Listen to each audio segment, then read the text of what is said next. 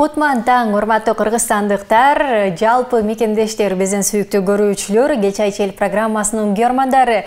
Барыңыздарга салам айтып, кайрадан биз эфир алдында сиздер сүйгөн студияда көрүшүп турабыз. Кутман таң каалап, жакшы күндүн өтүшүн каалаган биз сиздер менен Кечайчел программасы жана мен Айпери Адамкулова. Урматтуу көрүүчүлөр, барыңыздарга 2 саат биз менен бирге болуңуз. Биргеликте жакшы күндүн башталышын баштайлы. 8-ден 10-га чейинки аралыкта болушунча сиз менен бизди көпүрө болуп, жакшы бир маселелерди дейлиби, же болбосо жакшы бир учурларды чогуу өткөргөнгө аракет кылалы. Биздин көрсөтүүбүздүн башкы демөөрчүсү Пиала Голд чайы. Жаңы Пиала Голд Ceylon дүйнөлүк эксперттер тарабынан сиздин табитиңизди жана үй бүлөлүк салттарыңызды эске алуу менен түзүлгөн. Алар эң жаңы чай жалбырактарын кылдаттык менен тандап алышкан. Алар сиздин үй бүлөңүздө жакшы көргөндөй эң сонун чай үчүн жыпар жыттуу жана бай даамдын эң сонун айкалышы. Пиала Голд чыныгы чай сүйүүчүлөр үчүн алтын стандарт. Үй бүлөңүз үчүн дайым эң жакшысын тандоого аракет кыласыз.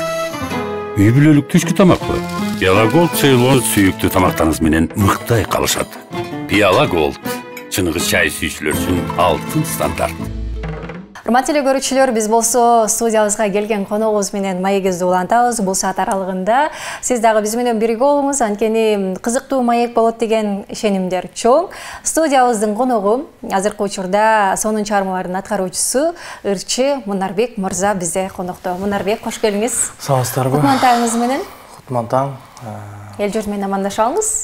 Саламатсыздарбы, кыргыз элим. Кутман таң, барыңыздарга бүгүнкү күнүңүздөр жакшы өтсүн. Ар бир күнүңүздөр ушу Аллах таалам буйруган жакшы күндөр менен, жакшы жумуштар менен өтсүн. Эч качан оорубаңыздар. Сонун тилектериңиздин бардыгы, каалоолоруңуздун бардыгы биздин көрүүчүлөрүбүзгө жетет деген ишеничтер чоң. Мунарбек мырза, эртең менен негизи эле таңыңыз сизде кандай башталат? Менде мындай. Эрте турасызбы негизи? Негизи эрте турам. Эрте тургандай сергек болосуң дейт го. Негизи кеч уктасам деле эрте туруп алган жерим бар. Жакшы экен да, Ооба. Негизи бул нерсе көбүнчөсүндө көй коюлгу, эртең менен эрте тура беришпейт. Ооба. Билбейм, менде ушундайбы же кичинекей менен ошентип эрте тургузуп көндүрүп коюшканбы. Түндө кеч жатсам дагы эртең менен эрте туруп кетем. Эң сонун анда көнүмүш адат менен эле келген экенсиз да бизге. Ооба, бүгүн жакшы. Сизерге да чоң рахмат, жакшы маанай менен тосуп алып. Жакшы, сонун жер экен. Кош келиңиз дейли. Анда Мунарбек мырза, баштайлы, чыгармачылыгыңыздан баштасак, ырларды жаздырып атасызбы? Кандай жаңылык киргизейин деп күтүп атасыз? Элдер клип күтсө болобу? Ошо Кудай урса, азыр чыгармалардын үстүнө иштеп атам.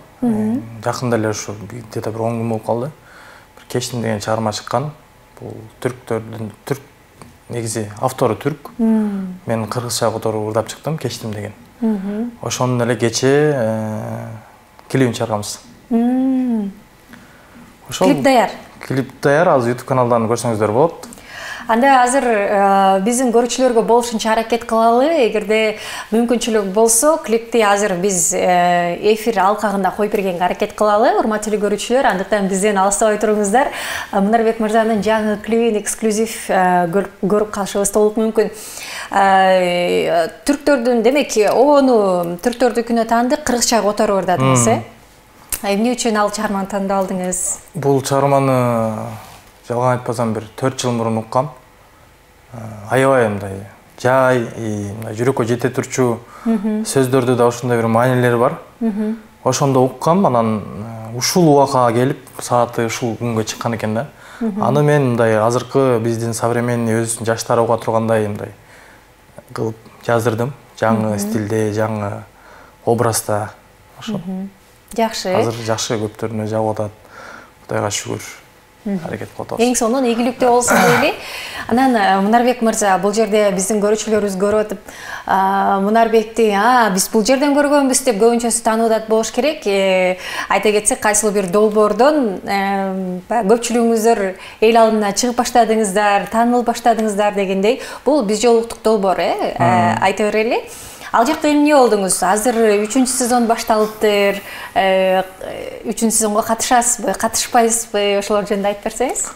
Чынында мени өзү Кыргызстанга таныткан бул Биз жолдук долбоору болду десем болот. Биз жолдук долбооруна жана ошону ачып баштаган Анжелика айымга, Канат мырзага чоң рахмат айтам.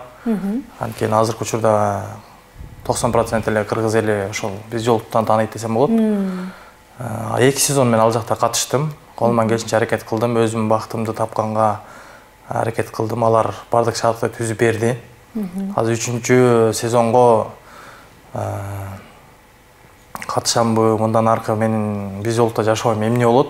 Кудай буюрса жакында Биз жолдуктун өзүнөн көрө аласыздар. Бул сыр боюнча калабы, Бул сыр боюнча калат. Жакында ошол жактан көрүп да калышыңар мүмкүн. Жакшы, мына ушундай суроолуу жооп болду, урматтуу телекөрүүчүлөр. Негизи ал жакты долбоордон көрүп атканыбызда, 2-сезондо жаныңызда бир кыз менен калгансыз болуш керек, Ооба. Анан ошондуктан 3-сезонго өткөрөбүз дешкен, Ооба. Чогуурдасыздарбы же алдында айтылбайбы? Ал кыз менен калганбыз. Негизи ал программанын шарты боюнча биз парочкалар ал жакта калышыбыз керек. Бирок биз долбоор бүткөндөн кийин эле тилекке каршы сүйлөшпөй калгандыгыбызга байланыштуу. Если сүйлөшпөй калсак, биз экөөбүз тең, значит, кетишибиз керек. Ошол баягы элдин баары экөөңөр сүйүшүп атпадыңарбы эле, күйүшүп атпадыңарбы деген ойдо калып калды. Негизи биз ал жерде ошо эми таанышуу учурунда болуп баштагандыктан анан токтоп калды. Бир себептерге байланыштуу, кыздын ата-энесине байланыштуу. Ата-энеден эч качан аттап өтө албайт экенсиң. Анан токтотушка туура келди. Эми ар ким, ар ата-эне эч качан кызына жамандык каалабайт деп ойлойм. Может, алардын көз карашы боюнча мени көрө алышпады күйөө бала катары. Ошондой болуп токтоп калды. Анан ошонун айынан мен дагы азыр оң жака же сол жака чечилбей турган жерим бар. Ошон үчүн Кудай буюрса жакынкы учурда Биз жолдуктан көрө аласыздар. Эмне болуп чечилди? Мен Биз жолдукка биротоло кеттимби же биротоло калдымбы? Ошол нерсе жакында айтылат. Чынында эле бул долбоор реалдуу экенби? Сиздин жашооңузга тийгизген таасири кандай болду? Чындап эле баягы жакындарыңарды таап атасыңарбы? Кандай болуп атат? Биз жолдук долбоору чынында эле бул мындай реальный жагынан чынында реальный да. Бизге же эч качан мондай кылып кой же мындай кылып кой деп айткан эмес. Мен деле мындай чын жүрөктөн баргам. Негизи биз биринчи сезондо баргандар чынында биз эч нерсени деле түшүнгөн эмеспиз. Анткени андай жерден мурун отуруп көргөн эмеспиз. Мындай чын ниеттен, чын дилден барганбыз. Анан ал жактан жубай тапсаң адашпайсың го деп ойлойм да. Анткени баягы көчөдөн сүйлөшсөң адамдын бир эле кырын көрө аласың да. Бирок ал жактан сүйлөшсөң адамдын бардык кырын көргөнгө болот да. Талантын, мурун ким менен жүргөн, ким менен сүйлөшкөн, кандай адам, ким менен кандай мамилеси бар, досу бар, душманы бар, бардык ал жактан жазып ачыкталат да. Мага эң жаккан жери ошол. Элдин баары айтып берет, неге ал жактан барбай көчөдөн деле тапсаң болбойбу депчи. Ушулга чейин көчөдөн деле сүйлөшкөнбүз. Тем более азыркы убакта билбейм, же бул мен жеке оюм, адамдарга ишенич кыйын да. Адамдарга ишенич кыйын. Баарында эле ушундай болсо керек. Өзүм үчүн эле жооп берейин. Азыркы учурда адамдарга ишенич кыйын. Биз жолдук долбоорунун ошол эң жакшы жагы бүт нерсе ачык айкын. Мисалы үчүн бирөө менен сүйлөшүп атсаң, анын ата-энеси көрөт сени. Байкайт, эмне жумуш кыласың, эмне менен алексиң. Көрөт да. Көчөдөн сүйлөшсөң, анын ата-энеси билбейт, сенин ата-энең билбейт. Сүйлөшпөй каласың, аны деле эч ким билбейт. Ортодо жаман бир нерселер болуп кетиши мүмкүн, аны эч ким билбейт. Биз жолдук долбоорунда өзүнүн шарттары бар. Ошонун менен гана жүрөсүң. Лишний эч нерсе болбойт. Бир нерсе болсо алар өздөрү жооп берет. Ошол жагы жакшы да. Дагы деле каалооңуз барбы ошол жерден жубай тандап кетсем деген? Ошол жерден ооба, ошол каалоом бар дагы деле. Анткени ушунча мен эми элге окшоп бир сезон отуруп кетип калган жокмун. Мындай экинчи сезонду да бүтүрдүм, биринчи сезонду да бүтүрдүм. Эми ушу мен до конца ошол жерден үйлөнүп чыгып кетейин деген оюм бар да. Кудай буюрса ошого бир шарт түзүп беришсе, ошол жактан үйлөнөм буюрса. Кандай ойлойсуз? Мисалы, биринчи сезондо эле кеткендер бар го, биринчи сезондо, экинчи сезондо кеткендер. Биринчи, экинчи сезондо тең отурдуңуз. Кармалап атышыңыздын себеби эмне деп ойлойсуз өзүңүздүн? Ал жакта кармалап атышымбы? Бул мен өзүмдүн каалоом деп ойлойм. Анткени биринчи сезондо деле мындай өздөрү каалап до конца уланып кетсе боло турган шанстар бар болчу. Алар өздөрү каалаган жок, кеткенди туура көрүштү. Ошон үчүн кетишти деп ойлойм. Мен өзүм кааладым. Мен чынында эле ошол жактан өзүм үйлөнгөндү каалап атам да. Ошон үчүн элдер айтып берет го мага, сен жүрө бересиңби, ошол жерде отура бересиңби, жаңы адамдарга месте бербейсиңби депчи. Мен эми ал жерде ойноп отурган жокмун да, чынындачы. Чынында мындай өзүмдүн бактымды ошол жерден таап, эми Мунарбек үйлөнбөйт, бул калп эле хайп үчүн жүрөт дегендерге мен бир мындай үлгү көрсөтөйүн деп атам да, ошол жактан үйлөнүп, ушул жерден үйлөнсө болот. Ушул жактан деле бактыңды тапсаң болот чынында депчи. Вот именно баягы элдердин интереси көбүнчө мен жакта болуп калган үчүн бул жөнүндө ойноп жүрөт деп ойлоп калышат да. Бирок мен чындап эле ошол жерден өзүмдүн бактымды таба турган болсом үйлөнөм да. Кайсы убак болсо деле мен үйлөнгөнгө даярмын. Анткени мен уже 27 жашка чыгып калдым да. Даярмын. Негизи сиздин оюңуздагы кыз кандай болуш керек? Кимди издеп жүрөсүз? Ошону айтыңыз. Мен оюмдагы кыз бул мындай кыз деп деле айта албайм. Мен оюмдагы кыз болгону мындай жөнөкөй, менин оюмду сыйлаган, мен өзүмдү сыйлаган, ата-энемди сыйлаган, мени баягы элдин баары эле мындай бир жинди катары көрүп калышкан болуш керек. Биз жолдуктан ызылдашып отуруп эми жашоодо биз башкачабыз да. Жашоодо башкачабыз. Эл алдында баягы эл телевизордон эмнени көрсө, ошону кыла беришет экен да. Мисалы үчүн сүйлөбөй отургандар бар, бирок жашоодо аябай жаман адамдар бар да. Анан баягы сүйлөгөн адам эле биринчи көрүнө берет экен да. Анан бардык эле адамдарга айта алам, адам качан бирөөдү жакшы көргөндө, бирөөдү сүйгөндө өзгөрө алат. Мисалы үчүн мен да ошондоймун да. Мисалы үчүн мен тааныбаган адамга мындай же тааныбаган кызга корс мамиле кылып алышым мүмкүн, бирок мен өзүмдүн сүйлөшүп алам деген кызыма мен андай мамиле кылбайм да. Мисалы үчүн кызга бир ушул жашоомо чейин бир кол көтөрүү же болбосо бир андай нерсе болгон эмес да мен жашоомда. Мен деле эмес, негизи үйдө андай нерсе болгон эмес да, атамдачы. Ошого Кудай буйрса көрсөтөм, мен да өзүмдүн сүйүктүүмдү тапсам, чынында кандай кызга мамиле кылыш керек, кантип үйлөнүш керек, ошонун баарын Кудай буйрса көрсөтөм деп ойлойм. Жакшы, тилектериңиз орундалсын. Ошол жерден үйлөнүп кеткендер дагы болот атпайбы? Аларды карап бир суктануу сезимдер болсо керек, Суктануу сезимдер болот. Мына менин көз алдымда жүргөн эле катышуучулар үйлөнүп атат. Алардын тоюна өзүм барып келип атам. Бир күнү менде деле ошондой болот го деп ойлойм. Ошондой бир алар үйлөнүп атса, кадимкидей мен үйлөнүп аткандай болом. Анткени алар менен мен чогуу жүрүп калгам, чогуу отуруп калганбыз.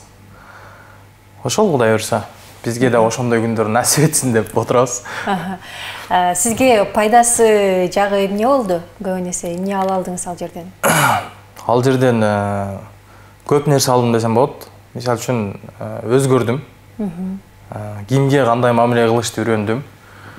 Мурун баягы телевидение деген бул телевидение экен да. Биз Инстаграмдан алып барып же Ютубтан алып барып көнүп калганбыз да. Ал жакта телефондун артынан эч ким көрбөйт да. Бул телевидениедан сени как анес көрөт да. Мисалы үчүн азыр элдер деле байкатса керек, башында мен такыр бөлөкчү адам болгом. Мен мындай аябай жиним тез келип, же бир сөздү көтөрө албай ушундай нерселерим бар болчу. Бирок мен ал нерселер азыр жоголду да. Мен түшүндүм, что кантип мамиле кылыш керек элдерге, кандай мамиле кимге жагат. Мен баягы эл менен өзүм иштешкен адам болгонум үчүн эл менен кантип иштешкенди билбей кеткен элем да мурун. Азыр ошол нерселерди үйрөндүм.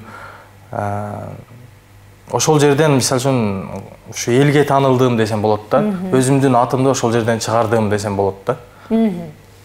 Мына ушундай алдыда дагы кандай кемчилик жактары бар, кандай пайдалуу жактары болду деген эле чыгармачылыгы туурасында биз кенен сөз кылабыз. Урматтуу телекөрүүчүлөр, бизден эч кайда алыстабай туруңуздар. Сиздерде дагы суроолор көп болуш керек. Баягы көрүүчүлөрү көбөйбөдү азыр долбоордун, Ошондуктан суроолоруңуздарга жооп алып бергенге биз аракет кылалы. Бизден эч кайда алыстабай туруңуздар. Көрсөтүүбүздүн башкы демөөрчүсү Пиала Голд чайы. Жаңы Пиала Голд Ceylon дүйнөлүк эксперттер тарабынан сиздин табитиңизди жана үй-бүлөлүк салттарыңызды эске алуу менен түзүлгөн. Алар эң жаңы чай жалбырактарын кылдаттык менен тандап алышкан. Алар сиздин үй-бүлөңүздө жакшы көргөндөй, эң сонун чай үчүн жыпар жыттуу байдамдын эң сонун айкалышы. Пиала Голд чыныгы чай сүйүүчүлөр үчүн алтын стандарт. Үй-бүлөңүз үчүн дайым эң жакшысын тандоого аракет кыласыз. Үй-бүлөлүк түшкү тамакпы? Пиала Голд Ceylon сүйүктүү тамактарыңыз менен мыктай калышат. Пиала Голд чыныгы чай сүйүүчүлөр үчүн алтын стандарт. Биз болсо көрсөтүүбүздү уланталы, урматтуу көрүүчүлөр, жаңы кошулган болсоңуз, анда кош келиңиз. Жана албетте биздин программанын алкагында эч кайда алыстабай туруңуз. Бизде кызыктуу маек жүрүүдө. Көпчүлүк таанылган мына ошол биз жолук долбоорундагы Мунарбек мырза бүгүн бизде конокто. Көпчүлүктө суроолор көп. Алардын жоопторун алып бергенге аракет кылалы жана чыгармачылык, ырчылык туурасында сөз кылып жатабыз. Мунарбек мырза, негизи ушул долбоорго келгенден кийин ырдап баштадыңызбы же ага чейин эле ырдачу белеңиз? Менин ырдаганыма азыр быйыл 4 жыл болот. Москва шаарында мен жүргөм. Ошол жактан ырдап баштагам биринчи. Негизи бул где-то бир 5-6 классымда бир кыялым бар болчу да. Ушундай аябай мындай ырдайм деген кыялым бар болчу. Баягы Нурлан Насип байкебиздин ошол маалдарда мен мындай жайлоодо кой кайтарып жүрүп, радиодон уккам да, мындай баягы ошол маалдарда жана Эркелетсемби деген чармалар аябай хит болуп аткан убактар болчу да. Мен ошолорду коюп алып аябай ырдачу элем, ырчы болом кийин деп ойлочу элем. Анан кийин турмуш шартка байланыштуу биз үйдө 5 балабыз. 5 баланы деле багышы кыйын экен деп ойлоп койм азыр эми. Азыркы жашоодо, Азыркы жашоодочу. Анан кийин мен ушу окуганга да үспөт этпей калдым. Музыкальныйда окуган эмесмин. Чынын айтканда музыка жактан азыр мындай өзүм үйрөнүп, өзүм билип келип атам эми. Эми аппаратураларды түшүнүп, кантип ырдаш керек, кантип жүрүш керек, ошолордун баарын кийин үйрөндүм да. Чыгармачылыкка бул келип калган себеби бул бир Кудайдан го деп ойлойм. Аллах таалам да бир берген өнөрү го. Анан баягы мен баштагандан бери ата-энем ушу күнүгө дуа кылып турат, башка кылып турат, колдоп атышат. Ушу чыгармачылыкка келгенден бери бир да жолу ушу ата-энем бир каршы болуп бир нерсе болгон жок. Чынын айтсам ушундай экен да. Анан азыркы учурда ушу мен ырчы болуп танылып калганыма азыр где-то бир жыл болду десем болот да, бир жыл болуп калды. Тойлорго чакыруулар көп. Тойлорго чакыруулар бар, Кудайга шүгүр ооба. Негизи ырдаган кандай экен, ырчы болуш кандай экен өзү? Ырчы болуш негизи кыйын экен, аябай кыйын экен. Баягы мен мурун ойлочумун. Мындай эле көрүп, булар мындай эле ырдап коет экен да деп. Бирок самында эле чыгармачылык бул чыгашачылык экен да, бул башындачы. Чыгаша болуп туруп, анан мындай киреше болот экен да. Ансыз болбойт экен. Чыгармачылык аябай кыйын экен. Негизи азыркы жаңы баштап келе аткан адамдарга да айтат элем. Мен өзүм деле жаңымын эми. Ушу ортодон 4 жыл өттүр. 4 жыл дегенде мен ушул жерге жетип келатам да эми. Анан жаңы баштагандарга айтат элем, азыркы учурда мисалы үчүн каражат жагыңарды жакшылап карагыла. Чыгармачылыкка аракет кылам десеңер, ушу каражатыңарды жакшылап тактап, андан кийин чыгармачылыкты баштагыла. Анткени азыр көп эле менин тааныштарым деле бар, башкалар деле бар. Орто жылдан жакшы келип атып эле жок болуп кетишет да. Көп эле ырчылар бар. Ошонун баары бул келип каражатка такалат го деп ойлойм да.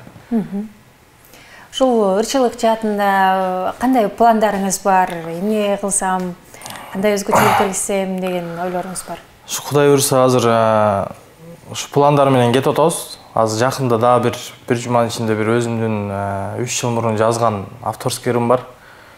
Ошого азыр даяр болоюн деп калды. Ага дагы Кудай буйруса клип тартабыз. Чыгарабыз. Аталышы кандай? Жубайым болчу өзүмдүн деген. Жок, ал чыккан экен. Жүрөгүм сага аманат деген ыр чыгат экен. Ошол ыр чыгат жакында. Анан кийинки жылдан Кудай буйруса өзүм төрөлгөн Аксы жергесине өзүбүздүн элге концерт коеюн деп атам. Кудай буйруса, ошону азыр пландап атам. Эң сонун, жакшы пландар бар экен. Аксыдан болот экенсиз, канча бир туугансыз, улуспу, кичүүсүзбү, өзүңүз жөнүндө айта кетиңизчи. Ата-энеңиз долбоордон сизди көрүшөбү? 5 бир тууганбыз. 5 тең балабыз. Үйдө кыз жок. Ооба. Баарыбыз 2 байкем үйлөнгөн, уже бала чака болуп. Алар өздөрү менен өздөрү. Менден кийин 2 кичүү иним бар. Ортодо экенсиз. Мен ортодомун да. Ошон үчүн мага унчугушпайт да. Азыр ошо эң кичинекей иним 6да окуйт. Апам менен айылда. Калганыбыз барыбыз шаардабыз. Ошол атам өтүп кеткен, 1 жыл болуп калды. 2 жыл болуп калыптыр. Ошол атамдар үйдө эле ушу айыл чарба менен эле жумуш кылышат. Анан Апаңыз долбоорду көрөбү? Апам көрөт долбоорду. Эмне пикирлерди айтат сизге? Мага мынтип айтат. Чалат дагы, кандайсың дейт, жакшы десем. Эмне болуп атасың деген жок. Эмне кыйын болуп атасың дейт да магачы. Эмне кыйын болуп атасың, неге антип сүйлөп атасың депчи. Эми баягы эмоция экен да, биз кантип өзүбүздү алып барышты билбейбиз. Анын үстүнө биринчи жолу телевиденияга чыгып атканда түшүнбөйт экенсиң да, эмне болуп атат, кантип эл менен сүйлөшүш керек, ал нерсени билбейт экенсиң да. Ошентип элдин баарына мен жаман көрүнүп алдым десем болот бир жагынан. На самом деле жашоодо мен сүйлөшүп келгенде андай адам эмесмин да. Эч ким менен деле урушкан адам эмесмин негизи. Анан ал жерде көп адам болгон үчүн ар кимден ар кандай ой чыгат экен да. 20 адамдан 20 башка ой чыкканда ким бизден кантип жооп беришти да билбей калат экенсиң да. Анан баягы жиңгелгенде акыл кетет деп коет го. Ошондой болуп калып анан ызылдашып кетесиң да. Анан апам чалат эртесинде. Не болуп атасың депчи, мен кыйын болуп кеттиңби деп чалат. Апам тыйылып каласың. Да, анан тыйылып калам, мынчыкпай токтоп калам. Эми эч ким сөзүн укпасам да, апам сөзүн угам да. Ошол. Өзүңүз айтып калдыңыз да, ошо долбоордо чынында баягы эң агрессивдүү ушундай образ калтырбадыңызбы? Анан кээ бирөөнүн айтуусу боюнча бул атайын ушундай хайп кылгысы келип атат, өзүн тааныткысы келет деп, чын кээ бирөө айтат экен, бул өзүнүн мүнөзү ушундай деп. Демек, бул жерде баягы эл менен иштеше албастыктын эле бир белгиси болду да, э? Ооба. Негизи менин мүнөзүм аябай токтоо. Токтоосузбу сиз? Аябай токтоомун негизи. Көп дагы сүйлөй бербейм негизи жашоодо. Сүйлөшкөн адам менен сүйлөшөм, сүйлөшпөгөн адам менен такыр сүйлөшпөйм да. Анан мүнөзүмө келсек, мүнөзүм оор деп айта албайм. Бардык адам менен сүйлөшүп кете берем. Баягы мен телевиденияда өзүмдү кантип алып барышты билбеген үчүн гана элге ошондой мындай агрессивный болуп калдым окшойт деп ойлойм да. Жашоодо мени тааныгандар бар, мисалы баары эле таң калышты да. Неге мындай болуп атат депчи. Сенден ушундай адам чыгабы деп биз ойлогон эмеспиз депчи. Ушинтип айтышат да. Мен жашоодо мындай эле адаммын негизи. Ошол жактан ошондой таанылып калдым окшойт. Ошондой болуп калды. Ошол долбоордон кийин көпчүлүк таанып баштады дегендей, Instagram активный болуп баштады, көрүп аткандар көп, көчөдөн таанып аткандар көп да, э? Кандай экен бул ушундай жүргөн? Бул медиа тармагында жүргөн, эл таанып аткан кандай экен? Эл мен ошол нерсени канча жылдан бери өзүм эчтеп эткем, качанда бир күн мага келип ушун сүрөткө түшөт экен, кантип тааныйт экен деп ушундай күндөр болгон. Ошо биз жолдукка баргандан кийин, биринчи сезон бүткөндөн кийин, мисалы үчүн биринчи сезондо алар менен чогуу кетип атсак деле, биринчи мени таанып кала берген күндөр болгон да. Анткени мен мындай таанылайын деген, таанылгым келсе дагы ичинген, бирок жакшы жак менен таанылайын деп ниет кылыш керек экен да. Мен жаман жак менен таанылып алып баягы, эми көчөдө бирөө айтпайт экен сага, сен ушундайсың депчи. Көчөдөн мисалы үчүн кимге жолуксам дагы, мени таанып калган жолукса дагы, сен жашоодо аябай башкача адам экенсиң дейт да, баары элечи. Анан приятно болот экен мындай. Сен менен келип сүрөткө түшүп, баягы ичиңде ой калып калат экен, элдин баары эле мени жаман көрүп калды окшойт ушундан кийин депчи. Бирок көчөдөн жолукканда сенин кандай экениңди, реальный жүзүңдү элдер көрөт экен да. Көргөндө алар жакшы мамиле кылат экен, мындай. Жакшы болот экен, ичиңен жакшы деп мындай өзүңө неме болуп, мындай мотивация болуп, аракет кыла баштайт экенсиң дагычы. Дагы да болсо мындай өскөнгө мындай жашоого бир мотивация берет экен да ошол адамдар делечи. Па сен аракет кыла берсең, эч кандай бир тыянак чыкпаса, эч ким деле сен менен келип бир сүрөткө түшпөсө деле, бул бир эле сүрөткө түшкөн, бул сенин анча жашооңду мындай өзгөртөт десем болот да. Анткени биз баягы мышление менен жашайбыз да, ой менен. Ошону кичине болсо да эл баалайт экен, ошону кичине болсо да эл сыйлайт экен деген ойдо калат экенсиң да ичиңдечи. Анан дальше аракет кылат экенсиң. Жакшы. Аз биздин көрүүчүлөрдүн арасынан көбүнчөсүндө суроо пайда болуп атат болуш керек. Эгерде дайыма көрүп жүргөн көрүүчүлөр болсо, бул долбоорду билишет. Мурда 2-сезондо ушул сизге келген Анара аттуу кыз азыр 3-сезондо дагы катышуучу болуп келди. 3-сезондо сиз калсаңыз, катышуучулар боюнча эле калышыңар мүмкүнбү? Же мурдагы сезимдер кайра ойгонушу мүмкүнбү? Бул суроону бербей койсом, биздин көрүүчүлөр мени кечирбейт го. Бул жерде мындай болуп калды да. Ал экөөбүз жакшы сүйлөштүк, жакшы отношения кылдык. Ал азырга чейин деле мени бир жаман адам деп ойлобойт болуш керек.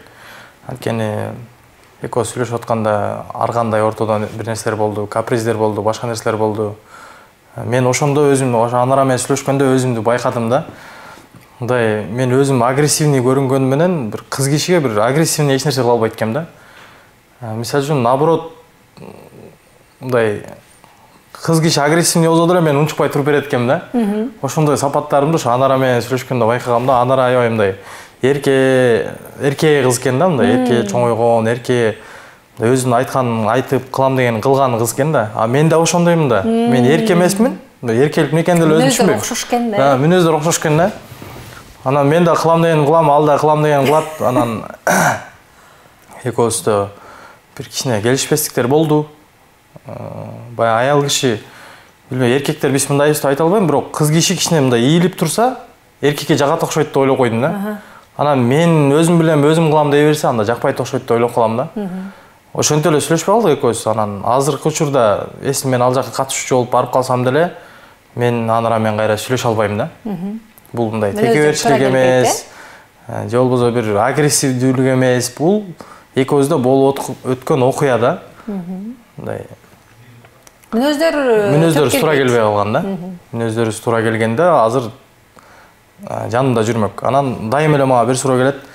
Сен Анараны жакшынакай, жапжакшынакай кыз деле таштап кетип калгансың депчи. Анан сүйдүрүп алдап кеткенсиң дейт. Ал жерде бизде биринчиден сүйүү болгон эмес. Экинчиден бизде таанышуу гана болгон ортодо. Анан Анара негизи мындай жакшы кыз, жакшы аял болот, өзүнүн мындай адамын тапса да. Мисалы үчүн экөөбүздө баягы көңүл эле келишпей калды да. Мындай мамилебиз жакшы азырга чейин деле. Анан элдин баарынын берген суроосу, Анара сени до сих пор сүйөт, сен жөн эле бир кызды ыйлап таштап кеттиң деген сурооду бере беришет да. Эси мен ушу азыр элдерге айта кетмекчимин. Эси мен ичинде эле сүйгөн кыз болгондо, анда азыр 3-сезондо отурбайт эле да. Же болбосо до конца күрөшмөк да ошол нерсе менен. Ал мен жоктоп койдум, жоктукпай эле кетип калды да. Бул сүйүүгө кирбейт го дейм да. Может, Анарада өзүн тааныткызы келип аткандыр деген ой калып калды да менде. Мына ушундай жооп алдык, урматтуу көрүүчүлөр. Азыр улантабыз, эч кайда алыстабай туруңуз.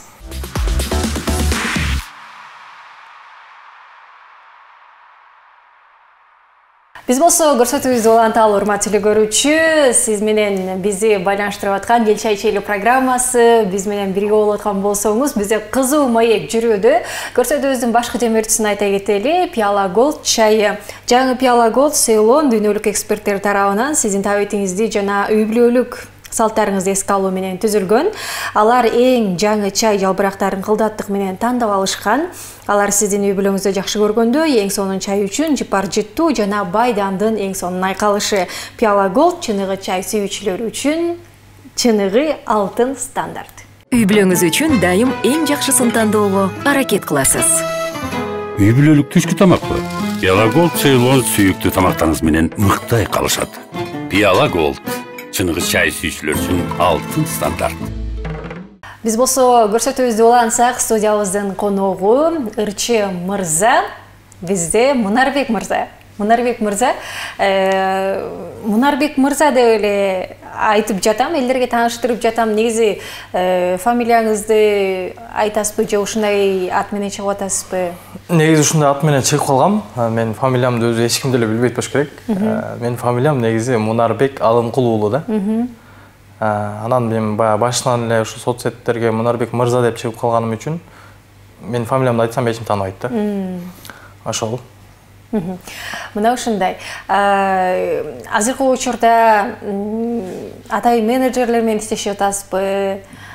Сиз менен мисалы жакшылыктарга чакырабыз десе кандай байланыш керек? Азыркы учурда менеджерим бар. Мурун иштешпечү элем, азыр иштеш баштадым. Менеджерим болсо мындай жеңил болот экен да. Баягы. Өзүңүз жетишпей калдыңызбы же кандай? Жок, адамдар менен сүйлөшкөндө менеджерим болсо жакшыраак экен да. Бүт нерсе даяр болот. Сен барасың, ырдайсың, кайтасың. Өзүңүзгө чалса кээде ушуйбей экендейби? Өзүңө чалып айтат да, кээде чалып алып мынтет да. Сен мынча сомго келип туруп кой, анан мынтип кой, ошончо да болмок беле, анан. Өзүңө чалып ар нерсе тийише бериши мүмкүн да. А менеджерге түптү сүйлөшөт да. Ошол жери жакты да мага. Ошол жери жакшы экен. Мурун өзүм сүйлөшүп алып эле ызылдашып жүрө беришкен. Кызыктуучулар болду эле. Кызыктуучулар болду. Кандай болду эле? Бир күнү бирөө токмокко тойго чакырат мени. Анан токмокко тойго чакырат.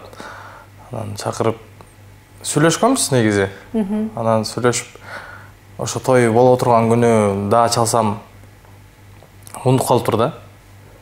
Мен ошол жерге бронь кылып койгом да ошол күнгө. Унутуп калып анан мен чакырдым беле дейт да чалсам.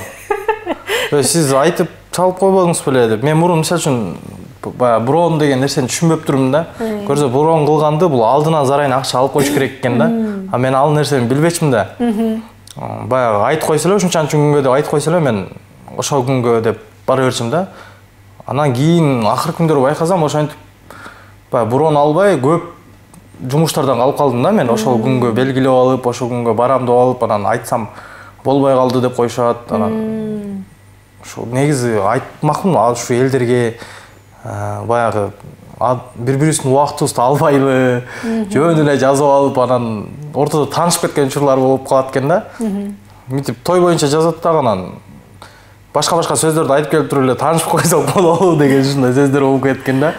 Анан ошон үчүн баягы менеджер менен иштешкен жакшы экен да. Менеджер менен түз байланышат, түз сүйлөшөт.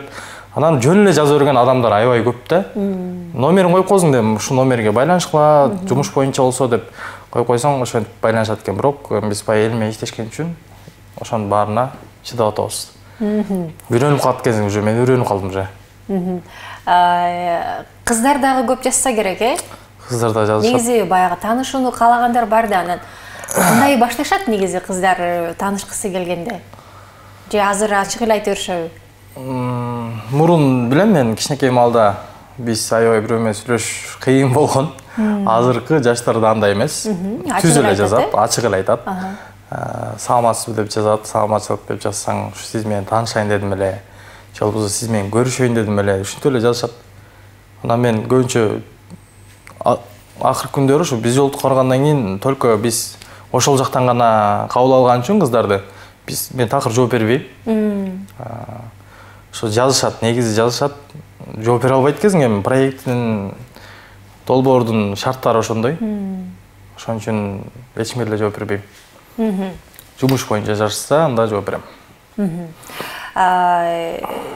Сиз үчүн дос эмне, ошол жөнүндө билгим келип атат. Дос деп кимди айта аласыз? Мен үчүн дос деп бул негизи азыр жашоомдо канча ушунча жыл жашап бир ишенгенде эле бир досум жок экен деп айтсам болот. Же мен өзүм же достукка туруксузмун, же чындап эле досум жок да. Же дос күткөн эмессиз. Же дос күткөн эмесмин да. Дос дегенде мындай ойлойм да. Досторум болгон. Мисалы үчүн мен бизнес жаатында да буга чейин көп жүргөм. Акчаң болуп турганда, бүт нерсең болуп турса, дос всегда жаныңда болот экен да, көп болот экен. Если сенде эч нерсе жок болуп калса, достун баары жоголуп кетет экен да.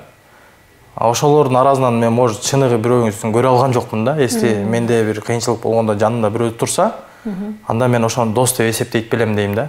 Дос деген бул кыйынчылыкта, анан барчылыкта да, жокчулукта да жаныңда болсо, ошол дос деп ойлойм да. Азыр демек мындай ошондой дос жок сизде? Азыр мен айтып аткан менеджеримди деп атпаймынбы? Ошол менеджерим азыркы учурда менин жакын досум. Ошол азыр менин жумуштарымды, клиптеримди бүтүрүп аткан ошол дос балам. Ага ишенесиз? Ага ишенем, ага өзүмдүн полный сайттарым бар ада. YouTube каналым, Instagramым бардыгы ошол өзү карайт азыркы учурда.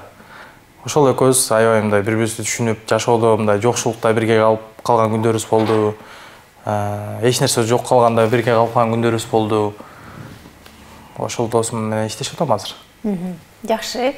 Баягы азыр ушинтип таанылгандан кийин сөзсүз түрдө ал нерсени кармап да калыш керек дейм. Бул жашоо андан ары иштеп кетиш керек, кармап калыш керек дегендей. Сизде жакшы ырчылыгыңыз менен кетип атасыз. Дагы эмнени пландап атасыз мындай? Балким атайын блог алып барыппы, же болбосо эмнелерди пландап атасыздар? Баягы Мунарбек мырза деп унутулуп калып калбастан дагы атты чыгарыш керек, ал үчүн азыркы күндө изденип иштеш керек дегендей. Да, мен Instagram баракчамда көргөндөр бар болуш керек. Ал жактан только ошо ыржааттан эле эмес, негизи видео, вайндарда тартып коем. Негизи мен биринчи бул чыгармачылыкка кирип келип атканда негизи вайндан баштагам. Ошондо Instagramды көтөрүп туруп, анан кийин ырчылыкка өткөм да. Потому что мен аны көтөрбөсөм, эч ким мени тааныбайт деле, колдобойт деле болуш керек деп ойлойм. Азыр деле ошол видеолорду тартып коем да, ал иштеги нерсе экен, аны чыгарбай кое албайт экенсиң. Демек, рекламада кабыл аласыз. Азыркы учурда көбүнчө эле мен Instagramдагы видеолордун баары эле рекламалар. Ошо рекламаларды видео кылып тартканбыз. Ошол Кудай буйрса Instagramдан дагы аракет кылабыз, ыржааттан дагы аракет кылабыз. Негизги каражат табуучу булаңыз кайсыл жак жогоруда, бизнес жөнүндө да аракеттеңиз? Негизи мен өзү ушу бизнес жакка аябай жакын окшойм деп ойлоп коем. Эмне бизнес кылсам деле боло берет да, болуп кете берет. Мен аралашсам, мен кичине аралашпасам деле, да. Москвада жүргөндө деле 2 строительный магазин бар болчумун да, строительный материал саткан. Алар деле жакшы болгон. Ал жактан Кыргызстанга келип, элдин баары эле билсе керек, мен клубниками иштеп калдым. Ал деле жакшы болду да. Ал деле жакшы болуп атат, азырга чейин деле жакшы болуп атат. Анан да Кудай буйрса келечекте анын ортосунда бир корейский кухня ачтым. Ал деле жакшы болуп атат, азыр деле жакшы болуп атат. Ошол негизи бизнес жактан деле мен мындай жакшы окшойм деп ойлоп коем. Бирок менин бүт оюм баары бул чыгармачылыкта да. Анткени мага ошол жагат да. Азыркы учурда бизнесте деле келип атат, чыгармачылыкта келип атат да. Анткени может мен азыр чыгармачылыктын көп жолдорун билбей аткандырмын, ошол жактардан чыга албай аткандырмын. Азыр окуп, билип, билим алып атабыз ошол жактан. Кудай буйрса келечекте жакшы ырлар, жакшы клиптер, жакшы концерттер болот деп ойлойм. Баары эле ордорду менен кетип атыптыр, бир эле жубай таппай атасыз, Бир эле ошо жубай табыш кыйын болот, анткени жашоодо аябай мындай. Мага негизи дайым эле бир мындай. Кандай десем, тура эмес кыздар жолугуп кала береби, же өзүм тура эмесминби, билбейм да мындай. Өзүң кандай болсоң ошондой. Мандайга жазбайт деп коет го, ошондой болуп атса керек. Ошондой болуп атса керек, өзүңө мындай, өзүң кандай болсоң ошондой кыз туура келет деп коет го. Мен ошол нерсеге деле мындай ишенбей калдым да. Если мен өзүмдөй кыз өзүмө туура келсе, анда мага болот эле да ошол. Анан негизи маңдайга жазбай табуу ошодон болуп калышы мүмкүн да. Нике кайып буйрубаса болбойт деп коет го, ошондой нерсе болуп атса керек. Алдыңкы күндөрдө сонун бир жубай аласыз деген биз үмүттө турабыз, жана ишеничтебиз. Негизи келечектеги пландарыңыз кандай болот?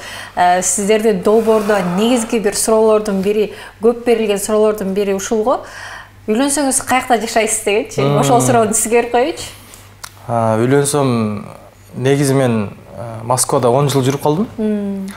Ошол жактан 10 жыл жүргөндө бир квартира алып койгом өзүмө. Москвада? Москвада азыр дагы бар, элдер жашап атат кыргыздар. Квартирага берип койгом. Негизи үйлөнгөндөн мен ошол жакта жашайын деп ойлогом да. Бирок мен азыр Бишкектен кетким келбей калды, анткени мен чыгармачылыгым ушул жактан уланат экен. Ушул жакта болот экен, Кудай буйрса бул жактан ушул жакта жашайм Бишкекте. Москвада үйүңүз?